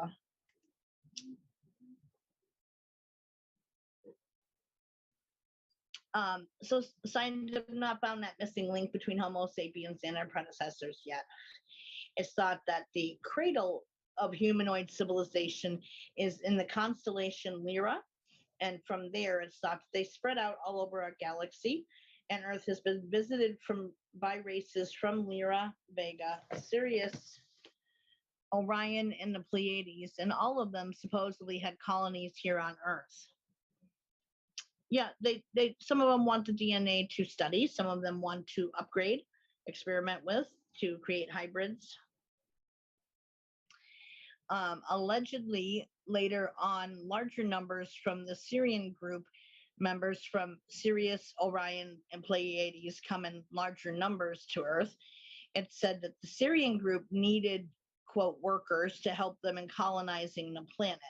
Now, that storyline kind of runs adjacent to the Sumerian texts that describe the Anunnaki and them having created, a worker race of humans that, or more like Neanderthal type of beings that were supposed to be the workers of the group. Surprised aliens don't lock their doors when they drive by our planet. Yeah, some of them should. So through the genetic working, what maybe they made humankind by blending the DNA of Earth's primates, and they blended it with their own and Neanderthals. And along the way, some depictions of them arose and interfered in our history, as far as any arguments amongst them about the aliens and how things should progress. But again, that kind of aligns with the Anunnaki's storylines as well that we've talked about before, that, they were the gods that came down and that they created a worker race of beings, and the one brother wanted just the worker beings and like avatars to represent themselves in, i.e. bodies. And then the other said, well, they're capable of so much more, and started messing with the DNA, and his sister was said to have helped him with that process, which led to us. So these stories of interventions can be found in all ancient mythologies. The ones that speak of the gods keep meddling in human affairs and then fighting amongst the gods about that interference after the fact is a common thread in many origin stories that took place. I wonder if Bigfoot is really an alien, like some say. Interdimensional being is my thoughts on that. Not alien in the way that I think some people think of the term alien, but interdimensional being. So those mythologies often mention snake people, which is usually in reference to the Syrians. Mentions of bird, eagle, or cat people usually are in reference to a third group of aliens, the draconians or reptilian group. Even though there is indicators that they've been around this planet for tens of thousands of years, they only in recent history play an active part in Earth's history again. So it's thought that aliens have intervened twice in our timeline of evolution. The first was around 400,000 years ago. Some researchers think this led to the creation of the Neanderthals, and again about 200,000 years ago, which led to the creation of Homo sapiens, us. So the different types of aliens, as reported from people who've been abducted and interactions with the different alien races. I said that already. Yeah. So the different types of aliens that people have listed in their interactions with having been abducted and so forth, abduction stories, they have the little people, quote unquote, sightings in recent times seen clustered within the Indochina region. Okay, Sandy, love you. Stay well. The characteristics of these little people is that they're only 1 to 2 feet tall, and in isolated case can be 2 to 3 feet tall, that they resemble humans, they wear bright suits or uniforms, they're very inquisitive and seem enthralled with timepieces like watches, clocks, etc. Sightings are usually made in rural farming areas around crops, etc. There's another kind that are said to be goblins. Most sightings were in the 50s and 60s of these from areas bordering urban areas. And the characteristics of these is that they were taller than little people, but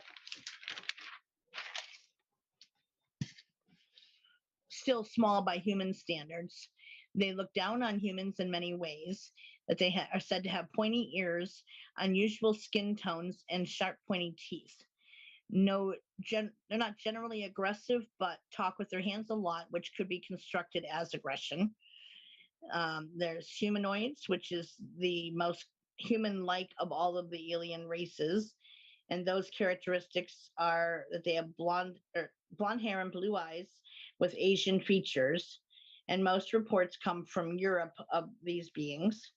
People report the ability to gain entry to homes by passing locks and security systems. Reports of humanoids abductions that also occur, and that they're very empathic to the abductees with regard to their fear and do what they can to put them at ease. Then another common type is the Greys, which many of us know about already. That's the most common type that gets reported since the 60s and 70s. And their characteristics is that they stand at about 4 feet tall with large heads, large almond-shaped eyes that are dark colored. The mouth is in all reports, but always like a line without lips. They don't seem to be any gender affiliation whatsoever. Some even think that they are like programmable clones that are given a task by another alien race to go do for them. I've heard stories on that too. Let's see, they appear to be more callous of all of the different races out there. They abduct people at alarming rates. Reports claim that they perform medical exams with or experiments with cold in a clinical fashion without compassion or emotion. Have you really, Chris? I'm going to post some stories about that in the chat or in the group. Then we have the Nordics, which are essentially human looking, but much taller, standing 7 feet tall, but can be as tall as 9 to 10 feet tall. The characteristics of them is the height, the blonde hair and blue eyes, but they resemble more like Scandinavians rather than Asians, and are reported to be like godlike in their beauty, that they're very benevolent race, offering civilized dialogues to anyone they encounter. They have psychic abilities and can dematerialize, and seem to enjoy disparaging the Greys, basically mouthing off about them. But that they're very helpful and kind and, nice beings. But there's only been a couple of encounters reported about them. And other names of aliens, and drawing the parallel, the Arcturians which is the Greek word for bear keeper. The Great Bear is in Ursula Major. And Edgar Casey stated that Arcturus is the highest civilization in our galaxy. And the characteristics of them is that they have greenish bluish skin, large almond-shaped eyes, have only 3 fingers per hand, and can move things with their minds, and they communicate telepathically. Edgar Casey believed that they're the protectors and guardians of higher consciousness and a prototype of our future. He felt Arcturus is a gateway between life and death, a station that is not physical, light consciousness passes through in order to become more accustomed to the physical dimension. And then you have the Vegans or Vegas. The Vega is the brightest star in the constellation of Lyra. Yes, Deb, that's what I mentioned before, is that there is a PDF book that I got a lot of this from that I can post back in the group again. And when I was researching the topic, no matter what link I pushed on, it would jump back and reference this book because it's thought to be like the Bible of ufology, basically. And there's a whole history to it. And it's seen as to be like the holy grail of this stuff.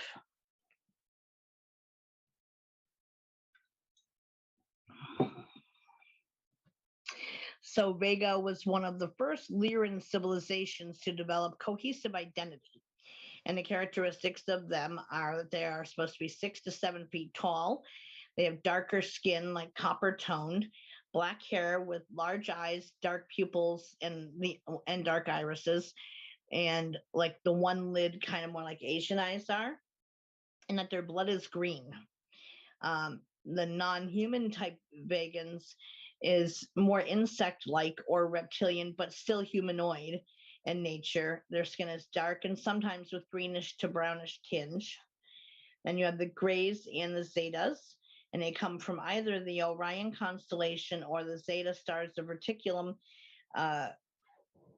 Rhomboidalis constellation.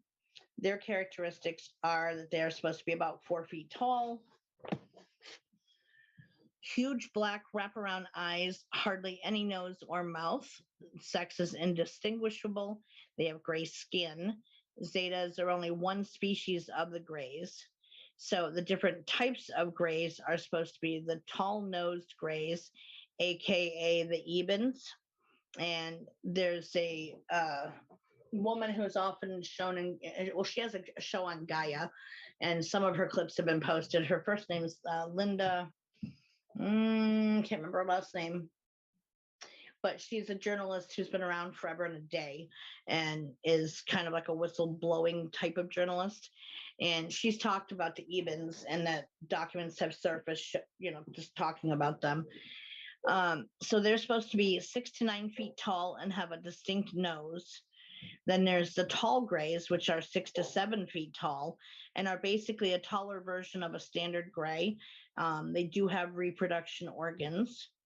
Then there's the standard type, which is the most common type. Yes, thank you, Tanya. Something like that. Yep. They are 4 to 4.5 feet tall. Something like that is her name, yeah. I think Howell. It's one of them. I can see her in my mind's eye, but I can't think of her full name. They have large bulbous heads, wraparound dark eyes. Skin color can be gray, like white or pale blue, pale green, pale orange, and brown. So type A Greys consist of several distinct species of Greys, not necessarily related, and come from different parts of the galaxy. And races other than Zeta are reptilian species coming from Draco, Orion, and the Ursa Major. Then there's the short Greys that are supposed to be 3.5 feet tall, shorter but more muscular, and said to be more aggressive and more dangerous. The abductees are told that they come from Rigel and Bellatrix in the Orion constellation. Yes, she does. And she has like really curly hair and wears glasses. She's an older lady. Um, they are suspected to be of saurian or reptilian in nature. Now, not all reptilians are said to be bad beings.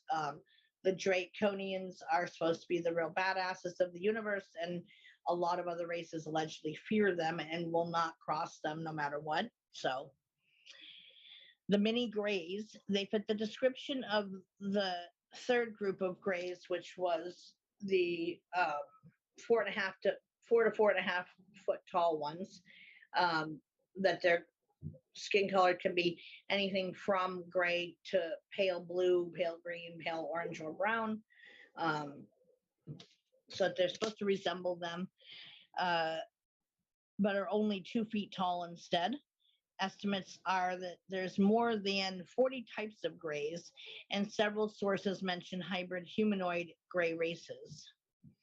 And then you have the Syrians, which their characteristics are they stem from the Vega system, they have dark skin and eyes, and they played a part in the history of Lemuria, uh, Teotihuacan, Mura, Egypt, and Sumeria.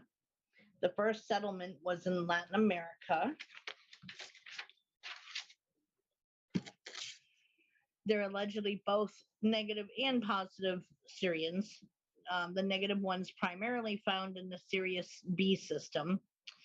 Then you have the Dracos, which came here from another universe and established themselves in the Draco and Orion constellation regions and set out to conquer other worlds. And it's like the Dragon Star Draco. Their characteristics, they're also called reptilians, and they're said to be master geneticists and have been in the universe for billions of years. Yes, yes, Chris, she did. But like I said, she is a journalist. She has her own show.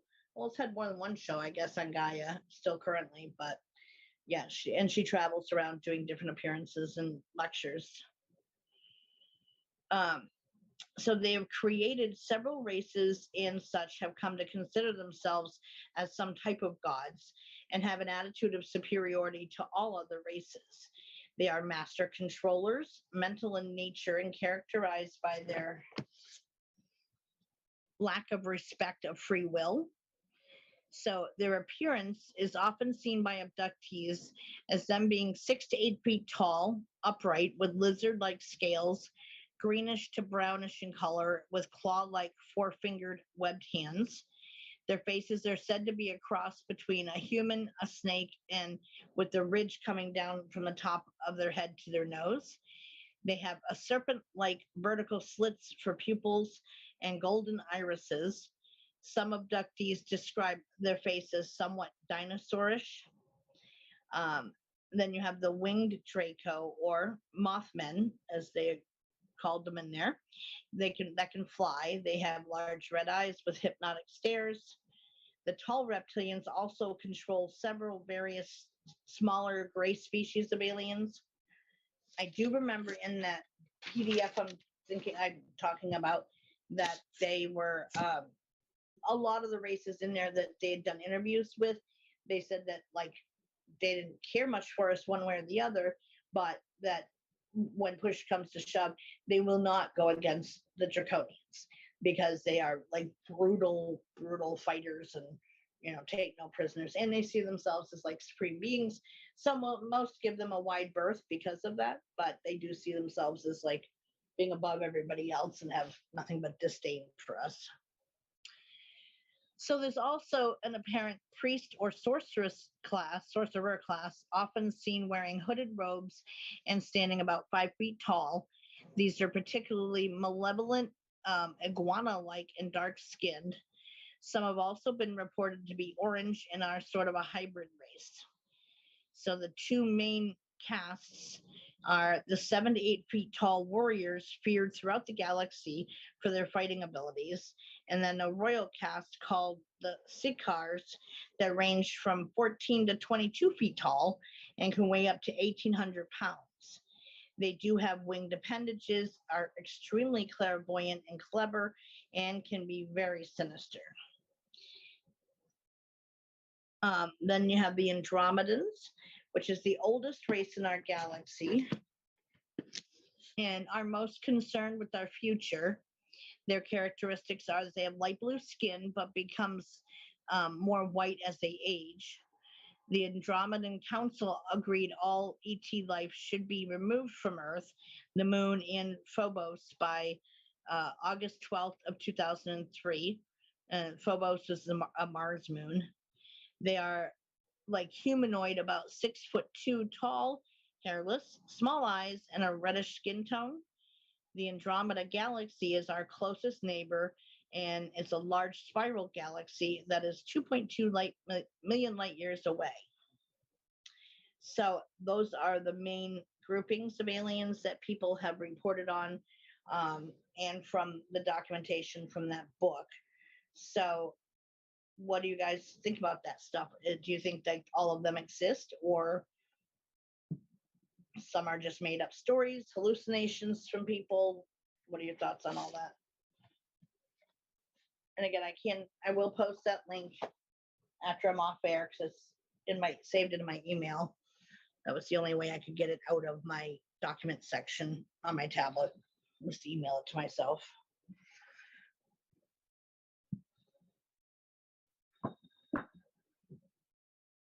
Yes, says Chris.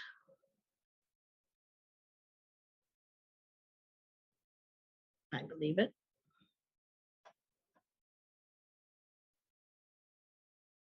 I think they exist. Yeah, and I don't think that there's going to be some grandiose disclosure by them, because they've already been here and showing themselves to people for a millennia or more, like as far as back as, and I've shown you guys many pictures dating back to at least Renaissance times, where like UFOs get included in a person's painting, and that's the only thing that they could be, or stories about the sky war that took place that everybody saw, and descriptions of what that looked like. So something obviously took place that people may not have had the words to call it or known what exactly it was, but it was documented as being a pretty big thing. Right, Karen? So I will post that once I get off the air and find it from my email. And you guys can peruse it at your leisure. Some line up with what I've seen in dreams, yeah. So the Council of Five are said to be like the ones that kind of there's a federation, much like Star Trek is shown, except with alien races that some line up and are part of it and will protect us a step forward if need be, and kind of keep an eye on things and keep a level of cooperation amongst the different races, and some refuse to join that. So that's okay, Ted. So that is it for the topic of the different alien races. And like I said, I'll post the PDF after I find it and share it into the group and save it in one of the tabs. Find where it fits best when I get in there. There are dark dimensions I experienced when I was in my drug addiction. There are entities that I wish for no one to experience. Well, yeah, there are. Even science says there's an untold number of different dimensions out there, and realms and stuff. So yeah, there's a multitude of them. Thank you guys. I appreciate it. So next week, let me see what's left on here. There is the topic of dark moons, dream walking, and that's about all that's really of interest left in this notebook.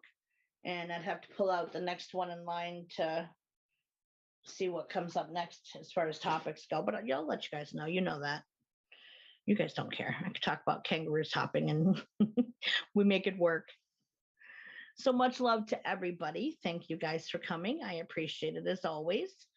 And I hope everyone has a wonderful rest of the week. And those interested, love you too, Chris. I will see you guys in book group Thursday night, 8 p.m. Eastern. Yeah, that's what I'm saying, Deb. Like, we get together, whether anyone, it's not anything big or not. So I'll put it together. You know that. I always do a show announcement anyway, and I just dumped sage bits all over me. So love to all, absolutely. And so book group Thursday night, 8 p.m. Eastern in the video chat rooms in the group. If anyone is interested in joining, everyone's welcome. We're still finishing up the Children of Now, and then we have the Children of, what was it? The fifth? No. It's the title of the other one. I can't reach it from here. But anyways, we'll be starting that one this coming week, I'm sure. So love to everybody. Thank you for coming, as always, and supporting me. And I will see you guys next week. Well, or in book group, whichever. So have a great night.